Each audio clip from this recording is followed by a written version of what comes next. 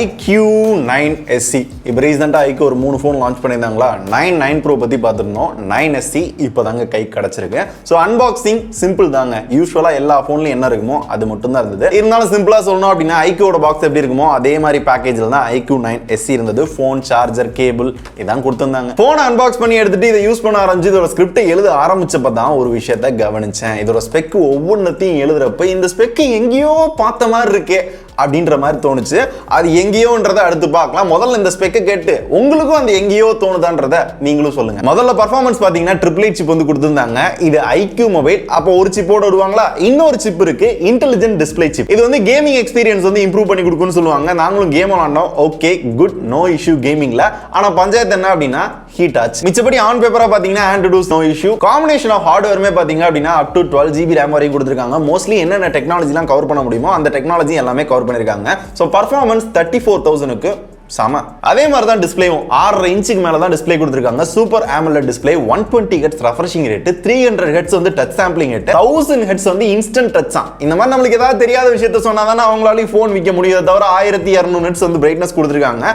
So display வைஸும் பாத்தீங்க அப்படின்னா நல்லா தான் பண்ணிருக்காங்க. இதை தவிர 48 mega pixel main camera, 13 mega pixel ultra wide, 2 mega pixel பாத்தீங்கன்னா மோனோ கொடுத்திருப்பாங்க, 16 மெகா பிக்சல் செல்ஃபி கொடுத்திருக்காங்க.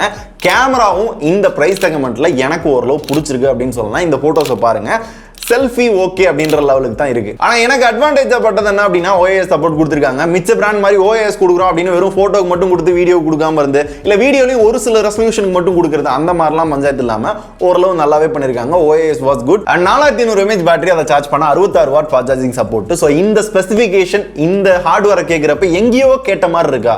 எங்கேயும் இல்ல, இவங்க பிராண்ட்லயே கேட்டிருப்பீங்க. iQOO 7 Legend அப்படின்னு போன வருஷம் லான்ச் பண்ணாங்க இல்லையா, அது லைட்டா பட்டி டிங்கரிங் பண்ணி இந்த டிசைன் புதுசா இருக்கா. iQOO 9 சீரிஸ்ல புதுசா எடுத்துட்டு வந்திருக்காங்க.